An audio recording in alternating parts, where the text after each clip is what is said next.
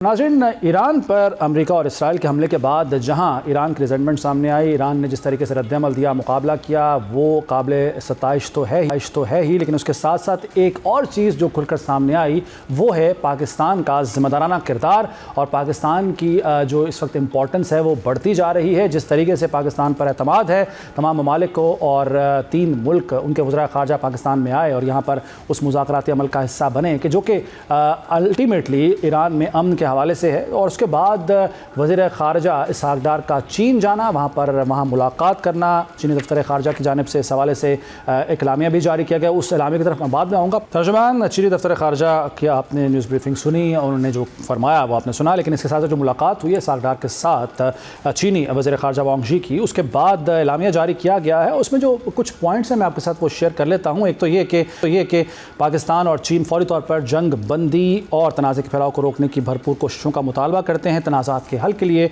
मुज़ाकरात और सिफारतकारी ही वाहिद काबिल अमल रास्ता है, जबकि इसके साथ साथ ये भी मुतालबा करते हैं फ़रीक़ैन से, चीन और पाकिस्तान दोनों ही, कि फ़ौरी तौर पर शहरियों और गैर फ़ौजी अहदाफ़ पर हमले बंद करें। इसके अलावा कुछ और मज़ीद पॉइंट्स भी हैं, लेकिन मैं चाहूँगा कि इस तमाम जो सूरत हाल है, जो पेशरफ्त हो रही है, उस पर हमारे साथ मौजूद हैं, तज्ज़ियाकार हैं और नायब सदर हैं पाकिस्तान एंड चाइना चैम्बर के जनाब आमिर अली साहब। आमिर अली साहब, बहुत शुक्रिया आपके वक्त का। आमिर साहब, जिस तरीके से जो सूरत हाल चल रही है और पाकिस्तान का किरदार खुलकर सामने आ रहा है, अब चाइना की इस वक्त चूँकि एतबार जो है ईरान नहीं कर रहा अमेरिका के ऊपर या फिर इसराइल के ऊपर भी, और मुमकिन तौर पर वो बिल्कुल जायज़ तौर पर नहीं कर रहा, तो चाइना का भी रोल इसमें अब आपको नज़र आ रहा है कि चाइना भी शामिल होने जा रहा है, क्योंकि चाइना एक बड़ा मुल्क है, एक उभरती क़ुव्वत है, अगली सुपर पावर है, तो इसलिए चाइना की इंपॉर्टेंस भी बढ़ गई है। सर देखिए, चाइना इस मैटर में ऑलरेडी इंगेज है। अगर पाकिस्तान इंगेज है तो geopolitically and strategically China and Pakistan they are always standing together. तो एक तो मैं ये कहूंगा, और फिर ये 4 वज़ीर ख़ारजा की कॉन्फ्रेंस हुई और उस कॉन्फ्रेंस के बाद क्या हुआ कि पाकिस्तान के वज़ीर ख़ारजा फौरी तौर पे चाइना चले गए और वांग यी जो चाइना के वज़ीर ख़ारजा हैं उन्होंने एक कंसेंट शो किया, और उस कॉन्सेंट का मतलब एक बड़ा क्लियर भी निकलता है, और वो क्लियर मतलब ये है कि पाकिस्तान जो भी कुछ कर रहा था इसमें चाइना की एक सीक्रेट डिप्लोमेसी, या आप जिसे खामोश डिप्लोमेसी कहते हैं, वो मौजूद थी। और अगर आप इस वक्त देखें तो पाकिस्तान ने जितना अच्छा प्ले किया डिप्लोमेटिकली और डिप्लोमेटिक राउंड्स पे, इंडिया का तो मीडिया कह रहा था कि Pakistan is like on a sword, एक तलवार पे है, और जितना बैलेंस उन्होंने शो किया कि एक तरफ हमारे जो है वजीर आजम जो है वो इंगेज थे बिल्कुल ईरान के साथ, और एक तरफ हमारे जो चीफ ऑफ डिफेंस फोर्सेस है वो किनके साथ इंगेज थे, यानी उनके साथ जिनके साथ हमारा स्ट्रेटेजिकल कॉन्ट्रैक्ट है, मीन सऊदी अरेबिया। और पाकिस्तान ने जिस तरीके से इन दोनों को किया, अच्छा देखिए ये कॉन्फ्रेंस या ये जो मुज़ाकरात हुए हैं, अगर ये पाकिस्तान में हुए हैं तो इसका मतलब ये है कि Pakistan strategically in a position कि वो इनको ओन भी कर सकता है, और ओन करने के साथ इन पे आके मजीद लाएअमल भी तय कर सकता है। तो ये जो फौरी तौर पे उसके बाद जो इसहाक़ डार साहब तशरीफ लेके गए चाइना, अब ये because of this oil crisis जो पूरा इम्पैक्ट आ रहा है, ये सिर्फ एक रीजन पे नहीं है कि पाकिस्तान पे आ रहा है, ये इंडिया पे आ रहा है, ये एक ग्लोबल इम्पैक्ट है। आप मुसलसल देखिए स्टॉक एक्सचेंजेस कैसे ड्रॉप होती जा रही हैं, क्रैश होती जा रही हैं। आज के दिन की खबर ये है कि सियोल की स्टॉक एक्सचेंज 4.5% नीचे आई है। इसी तरह निकी यानी कि टोक्यो की स्टॉक एक्सचेंज नीचे आई है। पाकिस्तान की स्टॉक एक्सचेंज से ये अगर क्राइसिस इसी तरह कंटिन्यू रहे तो इसका एक बहुत बड़ा इम्पैक्ट ये भी आ सकता है कि पूरा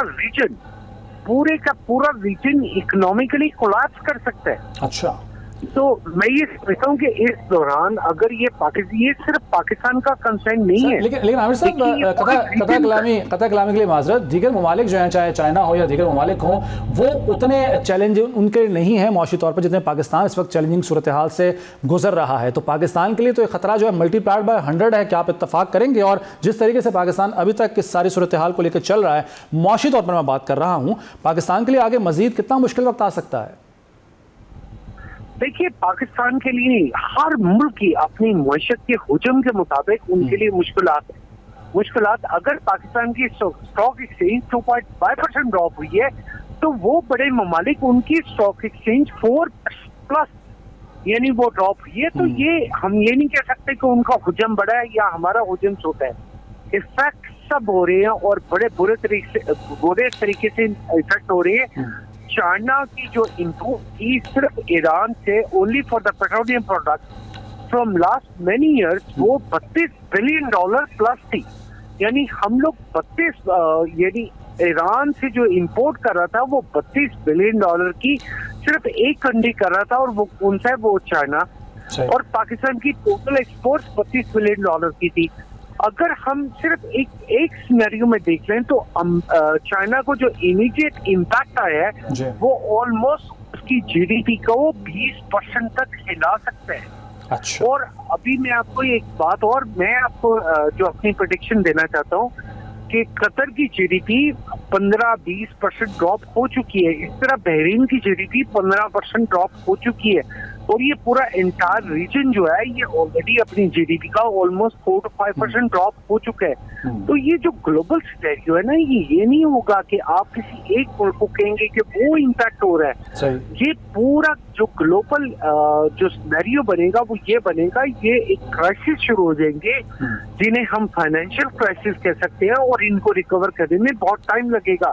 आज अगर यूएई अपनी करंट जीडीपी के मुताबिक रिकवर करना चाहे तो उसे आइंदा 8 से 10 साल चाहिए, सिर्फ इस चीज से बाहर आने के लिए कि जो वॉर के जो डैमेजेस हैं, जो इकोनॉमिकल डैमेजेस हैं जिसने उनको इफेक्ट किया है, उनको रिकवर करने के लिए। तो इसी तरह बाकी रीजन भी इफेक्ट हो रहा है। और आफ्टर वर्ल्ड वॉर 2 मैं ये समझता हूँ कि ये the largest crisis, economical crisis अगर कभी आए हैं तो वो ये इस दौर में आ रहे हैं। मेरी आई रियली होप कि पाकिस्तान की जो एफर्ट्स हैं, पाकिस्तान के प्राइम मिनिस्टर ने कल मसूद पज़ेश्कियान को कॉल किया, 1 घंटा 2 घंटा, देखिए सबको गारंटी चाहिए। अमेरिका को अपनी गारंटी चाहिए, ईरान को अपनी गारंटी चाहिए, गारंटीज तो सबको चाहिए, जियो पोलिटिकली भी चाहिए, और गारंटीज यही है कि इस खत्ते में दोबारा वॉर ना हो। इकोनॉमिकली कोई कंट्री भी डिस्ट्रैक्ट होने की पोजीशन में नहीं है सर। तो सर इसका मतलब तो ये हुआ कि नए आर्मी ब्लॉक्स जो हैं वो बनने जा रहे हैं, उसकी तश्कील होने जा रही है। इससे तो फिर ये भी अखज़ किया जा सकता है जिस तरीके से टिल्ट जो है वो चेंज हो रहा है।